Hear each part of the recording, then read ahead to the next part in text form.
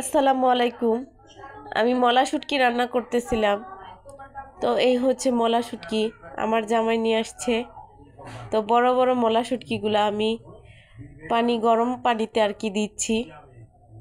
গরম পানি দিয়ে ধুয়ে নিলাম, ময়লা পরিষ্কার করে নিলাম।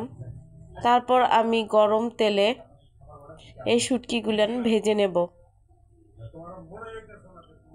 তো এই বড় বড় মলা শুটকি দিয়ে আমি আলু দিয়ে রান্না করব। তো আলুর সাথে নিয়েছি পেঁয়াজের কলি, 2টা পেঁয়াজ, আর এই পেঁয়াজের কলি আর 2-3টা, এই 3টার মতো রসুন, আস্ত রসুনের কোয়া নিয়েছি, আর 4-5টার মতো আলু। তো আলু এইভাবে চিকন করে কেটে নিয়েছি, আর পেঁয়াজের কলিটাও এরকমভাবে কেটে নিয়েছি। তো শুটকি আর আলু একসাথে আমি কিছুক্ষণ ভেজে নিচ্ছি। তো ভাজার পরেই আমি এখানে মশলা ব্যবহার করব। এখানে আমি মশলা দিলাম হলুদের গুঁড়া 1.5 চা চামচ, লবণ দিচ্ছি 2 চা চামচ, আর মরিচের গুঁড়া দিয়েছি 3-3.5 চামচের মতো, ছোট চামচে। কারণ এখানে ঝাল হলে এই শুটকিটা খুবই টেস্টি হয়। আমার জামাই বলল ঝাল ঝাল শুটকি খাবে আর কি আলু দিয়ে, সেজন্য আমি ঝালটা বাড়ায় দিলাম। তো এবার আমি মশলা আর এই সবজি আলুগুলো একসাথে আমি কিছুক্ষণ ভেজে নেব তেলে। আগে কয়েকটা রসুনের কোয়া ছিল, আগে থেকে পড়েছিল, তো সেটাও এর মধ্যে দিয়ে দিলাম। তো আস্ত রসুনের কোয়া দিলে শুটকি রান্না করলে খুবই টেস্টি হয়, রসুনের ঘ্রাণ হয়। তো এখানে আমি পেঁয়াজটা এত বেশি ব্যবহার করিনি, সেজন্য আমি এখানে পেঁয়াজের কলি দিয়েছি। এবার আমি ঢেকে কিছুক্ষণ কষানোর পর এরকম দেখতে হয়েছে। তো ঢেকে কিছুক্ষণ কষিয়ে নিলাম।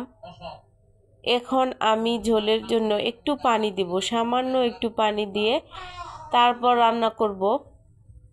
সামান্য একটু পানি দিয়ে ভালো করে নেড়ে চেড়ে আমি এখন চেক করে নেব যে এখানে আমি লবণ কতটুকু দিব।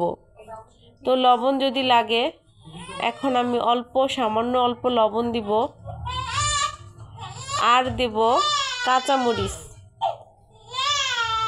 কাঁচামরিচ আর লবণটা একসাথে দিয়ে ভালো করে নেড়েচেড়ে মিশিয়ে নেব। আর আমার মেয়েটা কান্না করতেছে, আমার মেয়েটা মাত্রই ঘুমাইলো,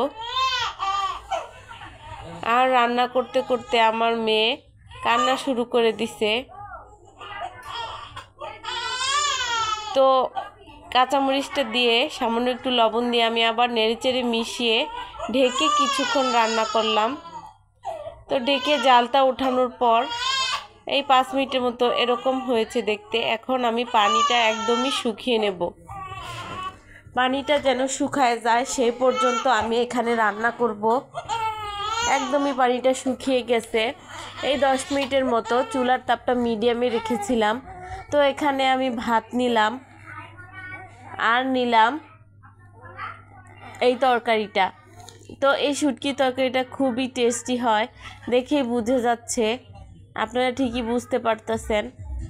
এভাবে রান্না করলে খুবই টেস্টি হয়, একবার রান্না করে অবশ্যই খেয়ে দেখবেন। তো এভাবে আলু দিয়ে, আস্ত রসুন আর কয়েকটা পেঁয়াজের কলি দিয়ে আমি এই শুটকিটা রান্না করলাম। তো এই শুটকিটা বাসি হলে আর কি সকালের দিকে কালকে আরও টেস্টি হবে।